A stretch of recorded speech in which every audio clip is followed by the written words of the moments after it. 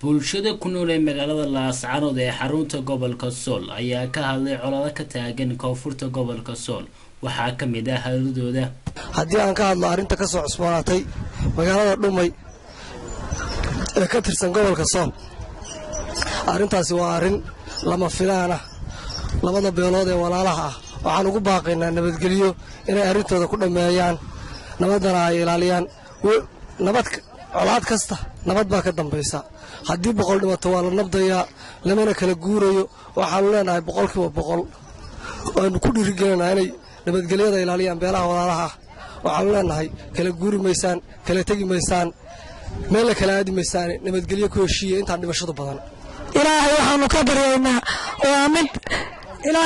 ka baryaynaa aminta ka baryaynaa waqtiga ka baryaynaa walaalaha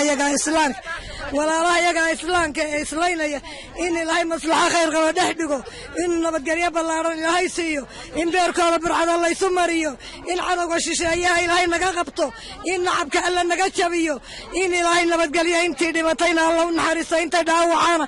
ilaahay noo boogadhayo ilaahay saasaanu ka baryaynaa iyo saxaafadan waan salaamayaa TV-ga SBS ayaan salaamayaa marka waxaan ka hadlayaa hadda xiisadan ka soo cusboonaatay hawdka Laascaanood waxaan ugu baaqayaa ummadda islaamka iyo labada beelood ee walaalaha ay wada degta dhamaantayo waan wada degnaa colaadaas waana saameysay dhamaantayo waxaan ugu baaqayaa in nabad degdeg ah ay ku baaqaan oo ay saxakameeyaan odayaasha iyo dhalinyaradu dhamaantood saxakameeyaan iskana qabtaan wiilka yar ee qoriga la ordayay aan cidna u talinayn wada jir ay u qabtaan qolada kalena aanay u qaadan ninka dilana ay dabada marsan hadday dabada marsadaan dhamaantood oo dhan nin qof muslim la dilay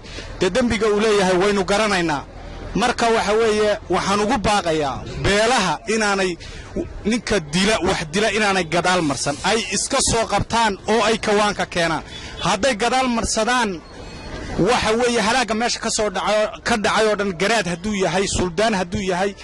yahay oday way saamaynaysaa dhammaantayo waa waxa hadda saameeyay gobolkii oo dhan saameeyay waxaan ugu baaqayaa labada beelood inay degdeg ku gaaraan wada hadal iyo nabad waa kugu dhimay iyo kaa dhimay oo calaad nagu socota iyaga keligood maaha way ku socotaa haddii aanay colaaddaa joojin waxa fiican beelaha kale inay gacan ula tagaan labada reer oo ay inta iyagu isdil lahaayeen in gacanta loola tago lagu waayo labada beelood ee walaalaha islaynaya ee isku laynaya gobolka Sool dhinaca hawdka waxaan leenahay xabadda iska dhiga dagaalka dhima dad walaalaha baa tihiin dad aan kala maarmayn baa tihiin dad isku xariga tihiin dad isku deegaana tihiin nabadda labada beelood hadeer ee maartay in ilaahay khayr siiyo sanadkan cusubna ay noqoto sanadkii nabadgelyada sanadkii badbaadada cid kasto hawshan duubaysana khayr Allah siiyo isku dhacay ee aanan raali ka ahayn isku dhacooda iyo isku dhimashadooda waxaan ilaahay uga baryaynaa in ilaahay subxaanahu wa ta'aala uu beerkooda burcad sumariyo wanaagoodana istuso shahaadada iyo toobadana ilaahay subxaanahu wa ta'aala uu waafajiyo maxay karaamadana ay dadka ka qaadin iyaguna ay karaamada iyo aynan iska qaadin ilaahayna ay gartaan habaasha iyo godka ka dambeeyana ay ogaadaan baanu ilaahay uga baryaynaa hambaliyana waa siinaynaa wixii dhex gala iyo wixii wanaag uga shaqeeya iyo wixii wanaag ku booriya ee aan xumaan ku dhexgelina waa u ducaynaynaa iyagana waanu ducaynaynaa oo mar walba aan tiiraanya halkan uga dirayaa labada beelood walaalaha ah oo dirirta ay ku dhex marayso dhanka hawdka waxaan leeyahay ilaahay waxaan uga baryaa in ilaahay wixii dhintayna samir iyo iimaan kala siiyo dhammaanteenba wixii kalena ilaahay waxaan ka baryaa in ilaahay kala qaboojiyo waxaan leeyahay inna lillahi wa inna ilaihi raaji'uun waxa weeye dadka maanta waxaa lagu nool yahay nabad haddii la waayana waxba ma jiraan marka waxaan leeyahay insha Allah bismillaahi rabbillahi tawfiiq in ilaahay dadka kala qaboojiyo baan u ducaynayaa waxaan halkan uga mahad celinayaa TV-ga SBS ee gobolka Sool ka hawlgala Bismillahir Rahiim waxaan ku hadlayaa magaca ummadda Soomaaliyeed haweenka gobolka Sool waxaan ka hadlayaa arrinta ka dhacday beelaha walaalaha ee isku dilaya hawdka ama si meesha la yiraahdo Dhumay dharkayn dabataag iyo soonahaasoo dhan baan ka hadlayaa waxaan u dirayaa baaq nabadeed waxaan leeyahay innaa lilaahi wa inna ilayhi raajicuun intii ku dhimatay ilaahay ha u naxariisto ilaahay ha u dambi dhaafo annagoo wax allaale ka xun wixii dhib ee halkaa ka dhacay wixii munaafaqad ku dhex galana waxaannu leenahay ilaahay ha ka qabta ummadda soomaaliyeed waxaannu leenahay inta nool ha loo taliyo wixii dhintay way dhinteen way tageen wax qabad ma laha